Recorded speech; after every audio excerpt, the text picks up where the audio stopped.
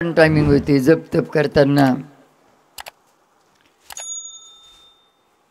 बाह्य गोष्टीचा ठोके म्हणजे आपले हृदयाचे ठोके, एक श्वास, एक मंत्र आणि एक मनी, या चारही गोष्टीचा एक सूत्रात जर बसलं ना, निश्चित नंतर तुम्हाला दैविक शक्तीचा अनुभव येणार. पण आपले ठोके चालते वेगळे, श्वास चालतो वेगळा, मन वेगळा, मंत्र वेगळाच. एकदम स्थिर बसल्यानंतर फक्त चिंत देऊन तुम्ही त्या पद्धतीनं करून पहा.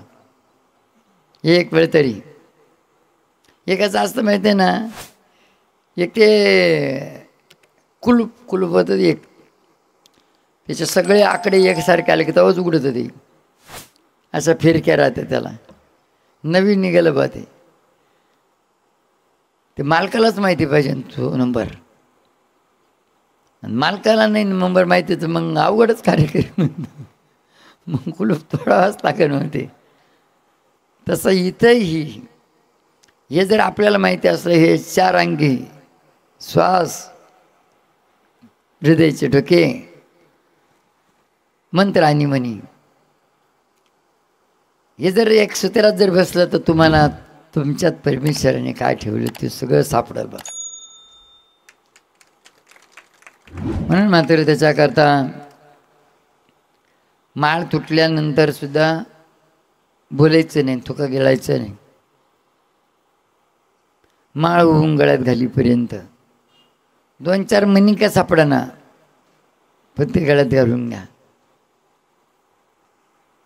पाण्यात उडी मारली ती माळवर निघून गेली, तुम्ही म्हणले माळच कटळली बाबा मला, असं म्हणलं, मग पाहू आता नंतर घालू, असं चालणार नाही.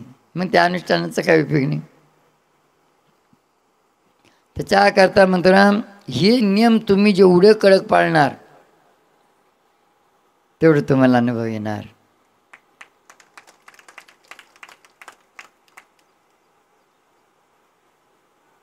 तुका म्हणे पतिव्रता तिची देवावरी सत्ता. आपल्या सगळ्यांचा पती हा परमेश्वरी, त्याच्या नियमात आपण जर राहिली ना, त्याच्या नियमात आपण राहिलं तो काय देऊन टाकेन, काही देऊन टाकेन. आणि अनुभव येते.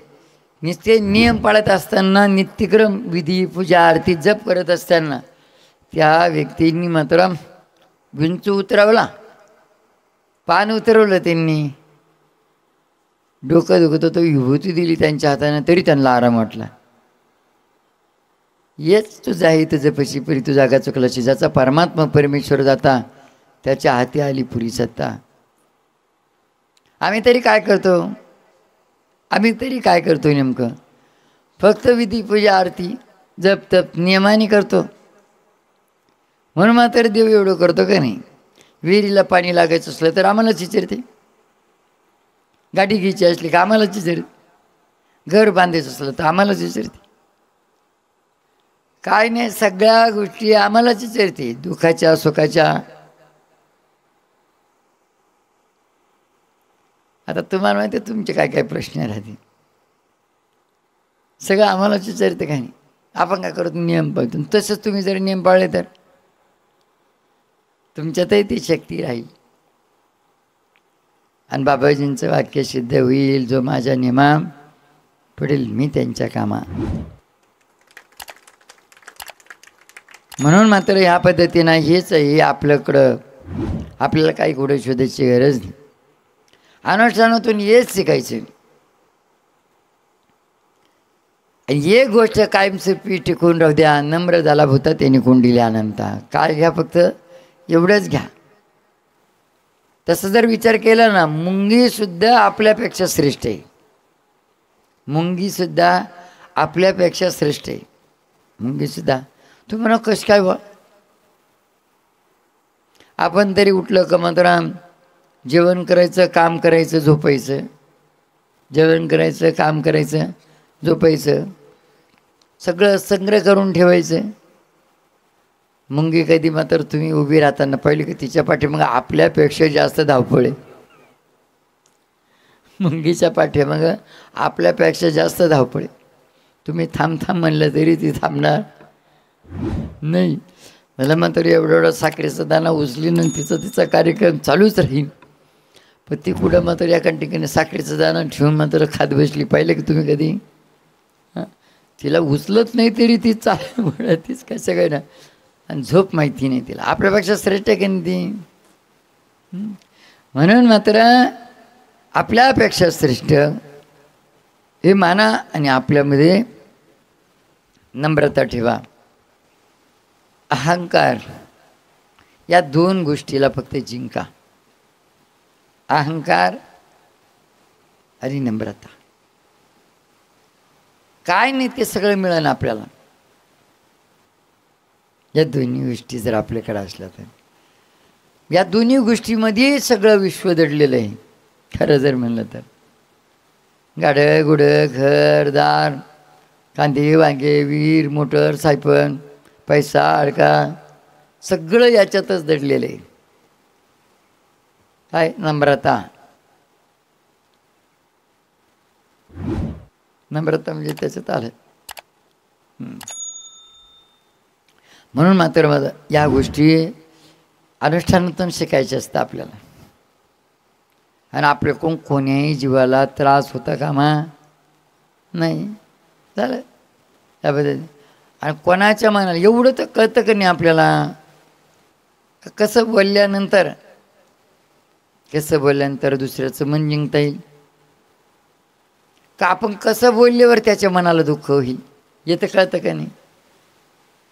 या गोष्टीबद्दल सांगितलं ना. एखादीची चूक दाखवायची असेल तर तिथं सुद्धा मात्र डायरेक्ट तिची चूक दाखवायची, सांगायचं नाही. असं केलं तर कसं वाटेल, असं केलं तर कसं वाटेल. तो लहान असो किंवा मोठा असो, आपल्याला तिथं मात्र चुकीचं वाटलं ना, असं केलं तर कसं वाटेल. तो करून पाहिजे. त्याने करून पाहिलं तर तुमचंच बरोबर आहे. ही गोष्ट मात्र शिकलं पाहिजे. बरोबर आहे. म्हणून इथून जर समजा तुम्ही त्याची चूक दाखवली तर तुम्ही लय शहाणा झाला तू. झालं बा. म्हणजे माझी एमडी झाली तू 12वी नापास मला शिकतो म्हणशी. असं होतं कामाने. म्हणून या गोष्टी मात्र आपण जपल्या पाहिजे. इथून मात्र कोणाचं अंतकरण पण दुखणार नाही. आणि आपण शाबूत राहू. या गोष्टी शिकायच्या. आणि माळीच्या घरी पण नियम पाळायचे. माळीचे नियम म्हणजे फक्त माळी घातलेल्यांनीच नाही पाळायचे, सगळ्यांनी पाळायचे. सगळ्यांना गरज आहे. अन्न पाणी आणि निवारा याची सगळ्याला गरज आहे का नाही? चालताना रस्त्यावरती थुकायचं नाही, हे नियम पाळायचे. जेवताना दक्षिण दिशेकडे तोंड करून जेवण करायचं नाही, ईशान्य दिशेकडे तोंड करून जेवण करायचं.